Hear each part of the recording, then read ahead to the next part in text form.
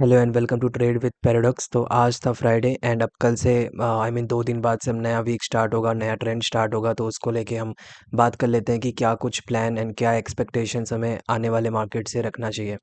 तो last video में मैंने ये आपको बताया था कि जब तक निफ्टी 25,350 के अबव है तब तक यहाँ पे एकदम चिल रहना, क्यों इसमें पैनिक होने की बात नहीं है। यहाँ से हमें बियरिश नहीं जाना जब तक 25,350 के अबव है।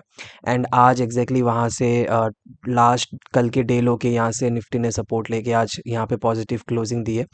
तो यहीं पे हमने कुछ टेलीग्राम पे भी ट्रेड्स किया था, तो ट्रेड्स के लिए आप टेलीग्राम ज्वाइन कर सकते हो। लिंक आपको डिस्क्रिप्शंस में मिल जाएगा ट्रेड विद पैराडॉक्स का। ओके, अब यहाँ पे मैं आपको कुछ चीज़ें बता देता हूँ कि यहाँ पे अभी फ़िलहाल हमें क्या देखना चाहिए, निफ्टी का यहाँ से ट्रेंड क्या होगा, ये हमें निफ्टी खुद बताएगा। मैं आपको दो जोन यहाँ पे बताता हूँ। तो फ़िलहाल जो हम हैं यहाँ पर हैं, इसके बीच में हम यहाँ पे ट्रेड कर रहे हैं। अब इसका ब्रेकआउट, इसका ब्रेकडाउन हमें दो चीज़ बताएगा। जब भी इसका ब्रेकडाउन होगा, जो कि कल मैंने बताया था 25,350, जब भी इसके नीचे आएगा तो समझ जाना ये जो पेंडिंग वाला गैप है ना, ये फिल हो जाएगा एंड निफ्टी आराम से यहाँ पे 25,000 के बिलो चला जाएगा अगर ये इसका ब्रेकडाउन देता है तो। लेकिन अगर इसका ब्रेकआउट मिलता है कौन से लेवल का, 25,670, एक राउंड फिगर के लिए 25,700 समझ के चलते हैं। 25,700 के अगर अबव जाता है या 25,650 के अबव 1 आवर के टाइम फ्रेम पे कोई भी कैंडल क्लोज होती है, तो यहाँ से ये जोन नहीं, इसके अबव आई मीन 26,000 तक निफ्टी इजीली जाएगा। ओके, मेरे कहने का मतलब ये है कि बहुत सिंपल सा व्यू है। अभी हम इन दोनों के बीच में ट्रेड कर रहे हैं, इन दोनों के बीच में लड़ाई हो रहा है। अब जिस भी साइड हमें ब्रेकडाउन या ब्रेकआउट मिलता है, सिंपली वो डायरेक्शंस को फॉलो करना है एंड उसी डायरेक्शंस में मूव देखने को मिलेगा। लेकिन मैं फिर एक चीज़ बता देता हूँ, इसका ब्रेकआउट हो या इसका ब्रेकडाउन हो, ये इंट्राडे के अंदर होना चाहिए। ये गैप अप और गैप डाउन के साथ नहीं होना चाहिए। अगर इन केस की गैप अप हो जाता है इसके अबव, तो क्या हमें इसे ब्रेकआउट कंसीडर करना है और क्या इसे हमें अप ट्रेंड 26,000 का टारगेट लेके जा सकते हैं? देखो, यहाँ पे एक कंडीशन होगा। अगर इसके अबव ब्रेकआउट पे निफ्टी निकलता है एंड यहाँ पर 1 आवर के टाइम फ्रेम पे ग्रीन पॉजिटिव कैंडल बनती है, तो डेफिनेटली आप यहाँ से 26,000 का व्यू रख सकते हो।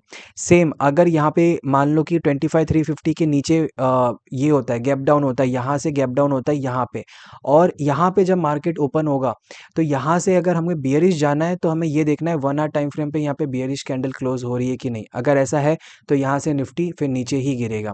ज़रूरी नहीं है कि ये गैप फिल होके यहाँ से फिर रिकवर कर लेगा, ये यहाँ तक भी आ सकता है, इस लो तक। मेरी पर्सनल व्यू ये है कि जिस दिन जभी भी ये गैप फिल करने आएगा तो वो यहाँ तक ज़रूर अटेन करेगा। मैं इन नंबर्स बता देता हूँ मैं कौन से लेवल की बात कर रहा हूँ।